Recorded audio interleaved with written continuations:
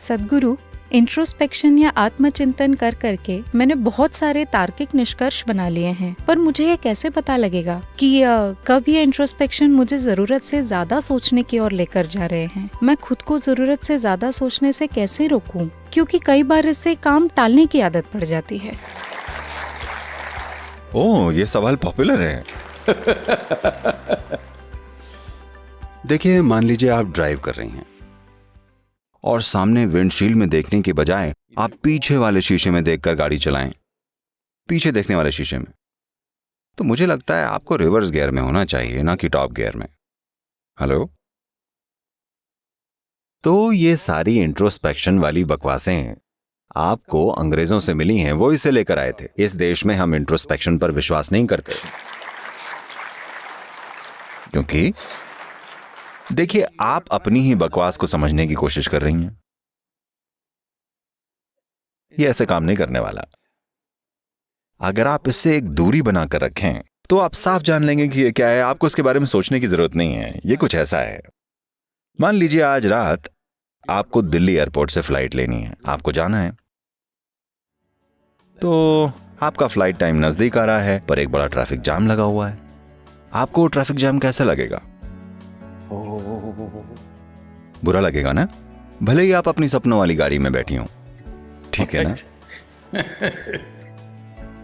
अब जैसे तैसे आप एयरपोर्ट पहुंची, प्लेन में बैठी और वो उड़ गया। अब आप ऊपर पहुंचे और फिर आपने नीचे देखा, अब भी जाम लगा था। अब ये कितना सुंदर लग रहा है, सफेद और लाल रोशनियों की लड़ियों जैसा। ये सच में सुंदर होता है। आपने इसे देखा है? हाँ, हुआ बस इतना है कि थोड़ी सी दूरी हो गई है ना? एक बार अगर थोड़ी सी दूरी बन जाए, अब ये समस्या नहीं होती। आपको पता है कि इसे कैसे संभालना है। और बड़े बड़े एहसास ऐसे ही होते हैं। देखिए, अभी भी मैं जानता हूं आप एक इंजीनियर हैं, पर अगर मैं आपको इस स्टेज पर इधर से उधर चलने को कहूं और कहूं कि पता लगाइए कि ये धरती गोल है या चपटी, आपका अनुभव क्या कहता है?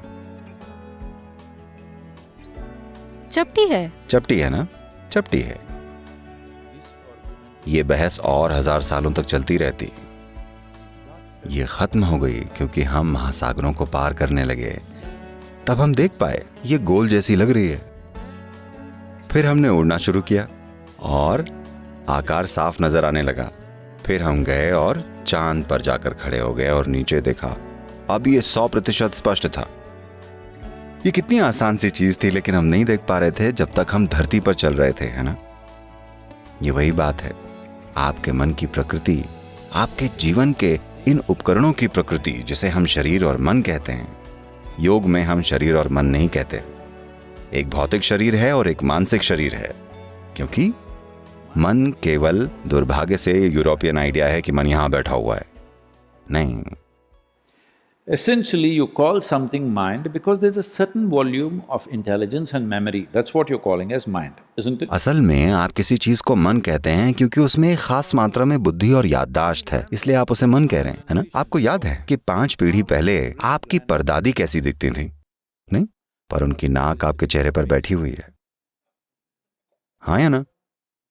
लाखों साल पहले आपके पूर्वज कैसे हुआ करते थे? अब तक आपकी त्वचा की कोशिकाओं को यह याद है कि उनकी त्वचा का रंग कैसा था। हाँ या ना? तो आपके शरीर की हर कोशिका में उससे अरबों गुना ज्यादा यादें हैं जितनी आपके दिमाग में संभालने की क्षमता है। हाँ या ना? अभी हम सबसे जटिल केमिकल फैक्ट्री की बात कर रहे थे। अगर आप देखें कि डीएनए का एक मॉलिक्यूल 1 मिनट में जितने काम कर रहा है, इस धरती के सारे कारखाने मिलकर नहीं कर सकते। इस दुनिया के सारे कंप्यूटर्स और सुपर कंप्यूटर्स उतने काम नहीं कर सकते। ये इस तरह से काम कर रहा है। तो अगर बुद्धि और याददाश्त दोनों की बात की जाए तो ये सारे सिस्टम में फैला हुआ है ना? हाँ या ना? कम से कम आपका न्यूरोलॉजिकल सिस्टम हर जगह फैला हुआ है, ये तो आप देख सकते हैं। तो मन एक जगह नहीं होता। मन का एक शरीर होता है, यादों का एक शरीर होता है, भौतिकता का एक शरीर होता है, ऊर्जा का एक शरीर होता है। तो अगर आप जिसे मैं कहते हैं बस उसके एक हिस्से को देखें और लगातार उसके साथ ही खेलते रहें, अगर आपको नहीं पता कि बाकी चीजों को कैसे चलाया जाए, वो चीजें बस यूं ही तुक्के से काम कर रही हैं। ये कुछ ऐसा हुआ जैसे कोई गाड़ी तो चला रहा है लेकिन हैंड ब्रेक लगा हुआ है। बहुत सारे लोग ऐसा करते हैं, उन्हें पता ही नहीं चलता, उन्हें लगता है थ्रॉटल दबाते जाओ, ये चलती रहेगी। नहीं, इसमें आग लग सकती है, कार में आग पकड़ सकती है अगर आप ब्रेक चालू हो तो, है ना। अभी ज्यादातर लोग ऐसे ही हैं क्योंकि वो किसी स्कूल या कॉलेज में आ गए हैं और अब उनमें थोड़ी सी तार्किक बुद्धि आ गई है, और वो भी हर तरह की बाहरी जानकारियों से, और उससे वो ये हर तरह के काम कर रहे हैं। इंट्रोस्पेक्शन, आत्मचिंतन, कौन किस पर आत्मचिंतन कर रहा है? ये सारे के सारे पश्चिमी विचार हैं जिन्होंने इंसानियत को बहुत ज्यादा तकलीफ पहुंचाई है, बहुत ही ज्यादा। मनोवैज्ञानिक प्रक्रिया उन जानकारियों का एक नतीजा है जिन्हें आपने इकट्ठा किया है और आप उन्हें कैसे प्रोसेस करते हैं, यह है ना। अगर आप उसे थोड़ा सा दूर रख दें तो इसका आप पर कोई असर नहीं होगा। जब आपको जरूरत है उसका इस्तेमाल कीजिए, जब जरूरत नहीं है आपको उसे अलग रख देना चाहिए। पर फिलहाल लोगों को ऐसा लगता है कि वो हर समय सोचते रहते हैं, जिसे आप इंट्रोस्पेक्शन कह रही हैं। मैं माफी चाहता हूं अगर मैं आपका किसी तरह से मजाक उड़ा रहा हूं, मेरा ऐसा कोई इरादा नहीं है, ये आप जानती हैं। ये एक तरह की मानसिक दस्त है, ये बस चलती ही जा रही है। आप इसे हर तरह के नाम दे रहे हैं, पर असल में देखिए, सोचना मतलब आप जागरूकता में अपनी विचार प्रक्रिया को एक निश्चित दिशा में ले जाना चाहती हैं, उसे सोचना कहते हैं। अगर ये हर समय चलती रहती है तो इसे दस्त कहते हैं, है ना। तो आपको दोनों के बीच का अंतर पता होना चाहिए। क्या ये एक जागरूक प्रक्रिया है या ये बस ऐसे ही बेकाबू भाग रही है? ये बहुत जरूरी है। तो आत्मचिंतन का मतलब है पीछे की ओर देखने वाला जीवन का शीशा। आज आप एक युवा लड़की हैं, लेकिन अगर आप आत्मचिंतन या इंट्रोस्पेक्शन करेंगी तो आपको अभी से लगेगा कि आप बहुत जी गई हैं। हाँ, सबसे बड़ी समझदारी की बात लोग ये सोचते हैं, शेक्सपियर ने निकाला था, मैं रहूं या ना रहूं। ये सवाल सबसे ज्यादा बुद्धिमानी भरा सवाल समझा जाता है। मुझे बताइएगा, अगर आप आनंद में होते, आप सोचते कि मैं रहूं या ना रहूं?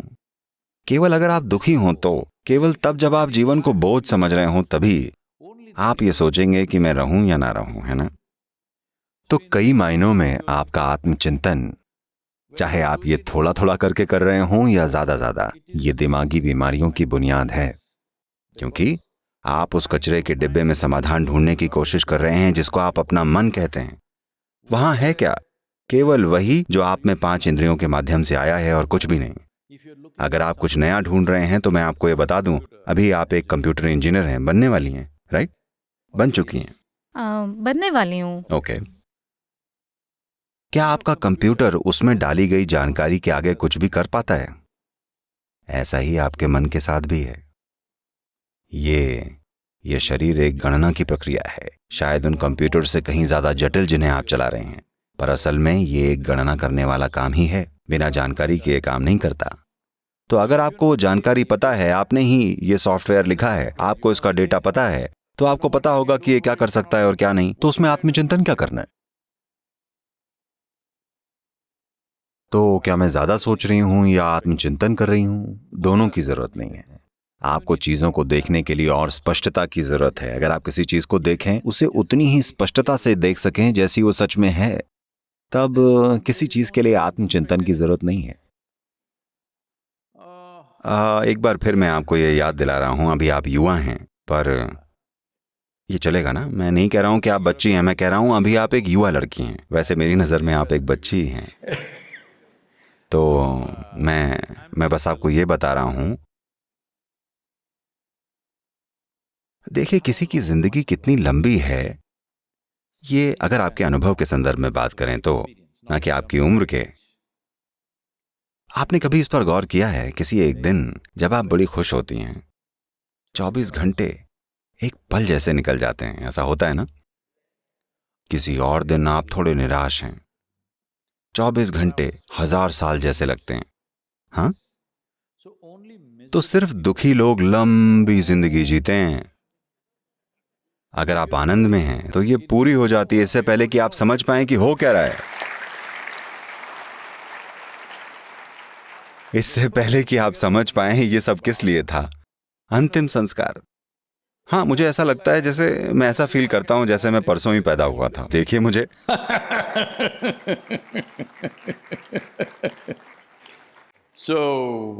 तो प्रॉब्लम यहाँ पर है। हम अपनी जिंदगी को सुधारने की कोशिश कर रहे हैं आत्मचिंतन से, नैतिकता से, मूल्यों से, विचारों से, फिलॉसफी से, धारणाओं से, रोल मॉडल से, इससे और उससे। नहीं, इनकी जरूरत नहीं है। होना ये चाहिए कि ये जीवन उमंग से भरा हो, ये अपनी सर्वोच्च संभावना तक पहुंचे, ये चमक उठे। अगर आप हर वक्त चमकते रहें तो शारीरिक रूप से आप बढ़िया रहेंगे, आपकी प्रतिभा खिल उठेगी, सब कुछ बढ़िया होगा। और क्या दुनिया में भी ऐसा होगा? नहीं, दुनिया कभी भी 100% वैसी नहीं चलेगी जैसी आप चाहते हैं कि चले। क्योंकि आप तीनों युवा हैं, इसलिए मैं आपको ये बता रहा हूं, और यहाँ बहुत से युवा हैं, मैं आप सभी को ये बता रहा हूं, क्योंकि आप में बहुतों ने ये सपना संजो रखा होगा कि आपको एक आदर्श इंसान मिल जाएगा, आपके जीवन में एक परफेक्ट इंसान, लड़का या लड़की, जो भी। मैं आपके रोमांस को खत्म करने की कोशिश नहीं कर रहा हूं, मैं बस इतना बता रहा हूं कि आपको बड़ी गहरी निराशा होगी। क्योंकि यहाँ कई लोग कह रहे हैं कि वो मथुरा से हैं। कृष्ण सबसे अद्भुत पुरुष, उनकी पत्नियां हमेशा शिकायत करती रहती थीं। इसलिए नहीं कि उनमें कुछ गलत था, क्योंकि इस सृष्टि की प्रकृति ही ऐसी है कि दुनिया में कोई भी ठीक वैसा नहीं हो सकता जैसा कि आप चाहते हैं, हाँ या ना? तो एक ऑप्शन है, ये एक व्यक्ति, आप इस व्यक्ति को वैसा बना सकते हैं जैसा आप चाहते हैं। अगर आप ये एक चीज कर लें तो इन सब चीजों की जरूरत ही क्या है? आपको बस इतना ही करना है। आप एक इंजीनियर हैं, आपको थोड़ी सी इंजीनियरिंग करनी चाहिए, इनर इंजीनियरिंग, ताकि ये वाला बिल्कुल वैसा काम करे जैसा आप चाहते हैं। दुनिया के लिए हम अपना बेस्ट करेंगे।